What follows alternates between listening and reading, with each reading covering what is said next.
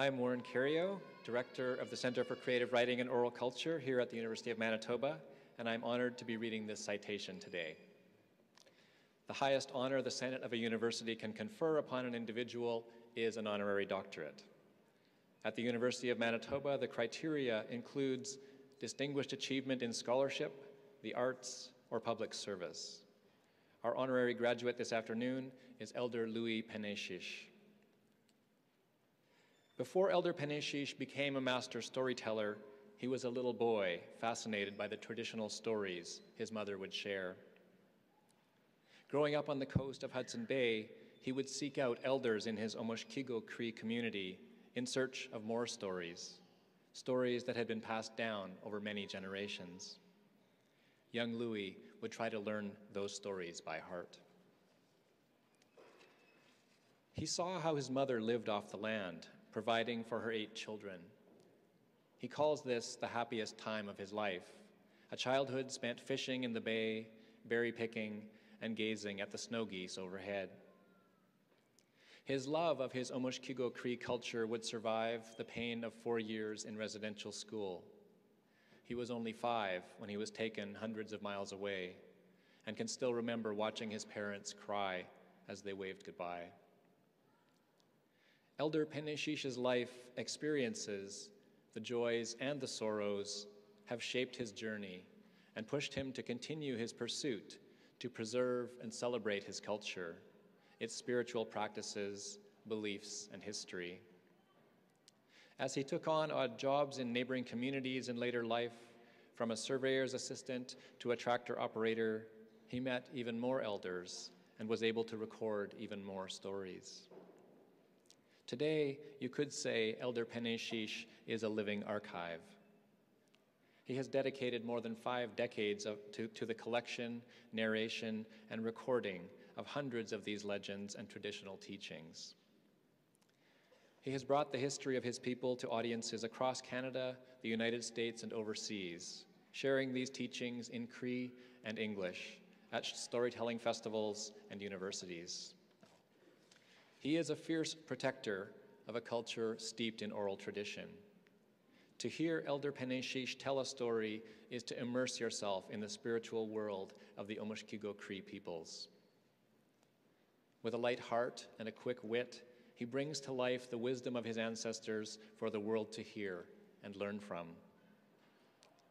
He will tell you that when he first began collecting stories, he realized many had already been lost. This was 100 or so years after missionaries had arrived and begun converting the community to Christianity. Elders were reluctant to share their stories, especially those about creation. But he did not relent, pressing upon them the importance of sharing not just their stories, but what they represented, the Omushkegowak way of life, the holistic understanding of birth and death, of power, truth, and love. He argued, how can one find happiness without a context in which to live? His expertise as a cultural historian is well established. He is highly sought after by government officials, curators, scholars, and students across disciplines. He has informed decisions on everything from educational funding to environmental legislation to economic development.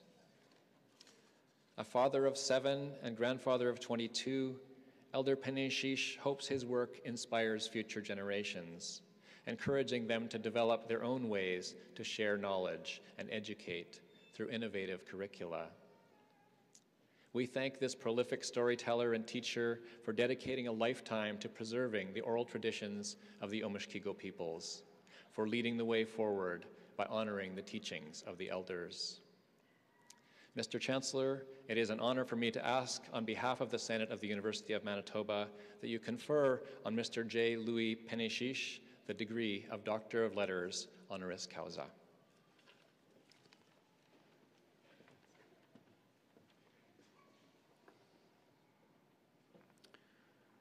By virtue of the authority vested in me as Chancellor of this university, I admit you to the degree Doctor of Letters, honoris causa, with all the rights and privileges thereto appertaining. Congratulations.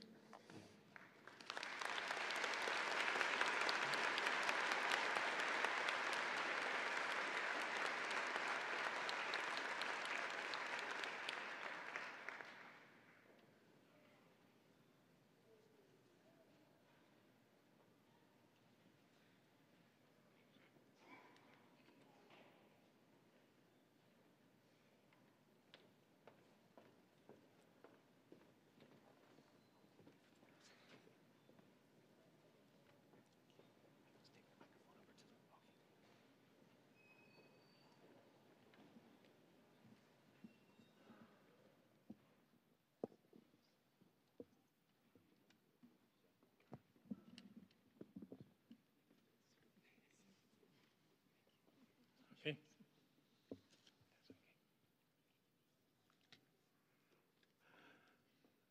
I don't know how to express myself, but I do wish to say first to thank the great education center that you have graduated from, and also to thank those who have brought you the wisdom, their strength, and their experience, which has enriched your studies and the knowledge that you've gained. The most important that I say I have understood during my life is to learn the life before you experience. By listening your teachers, elders, those who have lived life, by their experience, they tell you the facts. And you learn that, well, you have come this far to prepare your life that you're going to lead ahead. It is like storing the wealth in your life, also storing the knowledge for your country that you will be a leader someday, be a father, be a grandfather, and you will pass on to your children, as I have done, I have tried to do. Life is not that easy. As have you heard when I was introduced, I went through many hardships for me to be able to live this long. I was only 8 when I first left home to be alone away from my family. And now that I am 82 years old, I still feel like I'm 18. I still learn, because we never stop learn anything in our life. Our mind always young. Our body is the one that goes down. So for this reason, you graduate, have stood a door that is question, master of creation. You will learn if you live to be 80. The door has been opened for you. Mysteries you find, things that you don't understand today, you will see them. Also good things and also bad things.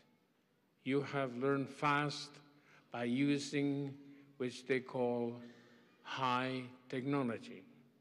You have learned to achieve your studies.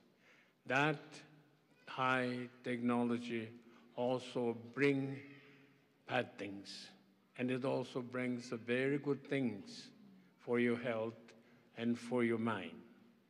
And it will stay with you, and you will see more mysteries open in your lifetime. You will prepare your children when they grow up. And that's what I try to live. I try to do that for my children. I try to show them to be persevered, to be strong, to be resilient. I try to do that in front of them. I fall many times. I get beaten many times by strange people, by strange places. I get up again.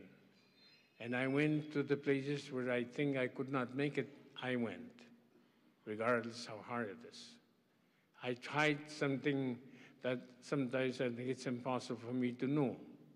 I did, by help with the elders and the teachers and those who have lived before me.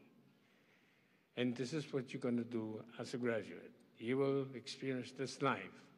You have prepared well. The educators and the great facility of education center in Canada, you have gained many preparation for your life. Use it well. And also, I want to say, besides that, it is a country that has been many times praised as multiculturalism. Remember the word, multiculturalism, it says. It means all nations from all over the world came to this land They bring their knowledge, expertise, and wisdom to bring together in this Canada to be made a better world, mostly envied from other countries because it's so rich and it's also peaceful the way we live. We made a mistake maybe at times in the past, and we have to learn to forgive each other. We have to try to do the best. And also never to forget, it is not only material world that we are living. We have life that we believe. It is a spiritual life, which is more important than material life. And I wish you the best in my life. I want you to remember the Creator, the Great Spirit, that provided everything that you will experience in your life, and also that you went through as a young child up to now. You remember this energy, if you want to call it, or the Creator, or a Great Spirit. In general, we call it God. He is the one that provides us all things that you see. There's one word that I learned from being a Christian, being baptized in Christianity. There is a word that says, in the beginning, God made man. And it says also in that great book that is respected all over the world. It says, God says, let us make man in our image.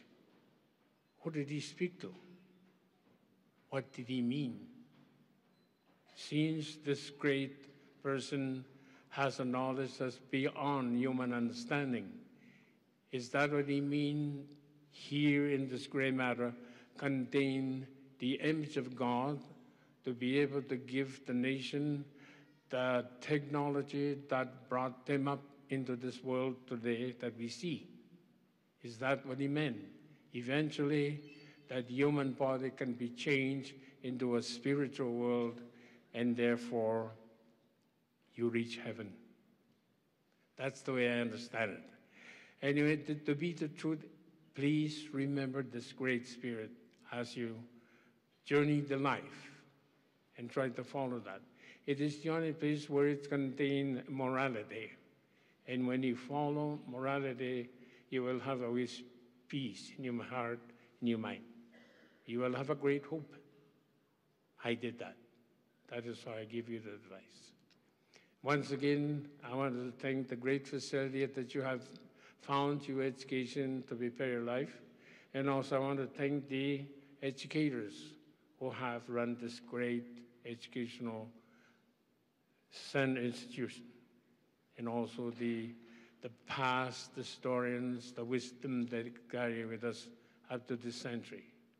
I know it takes 3,000 to 5,000 years to be what we are today. And only God knows what's going to happen the next, if the world exists in 5,000 years. With that in mind, I want you to remember this. One thing that will give you want to live is find life with love. Thank you.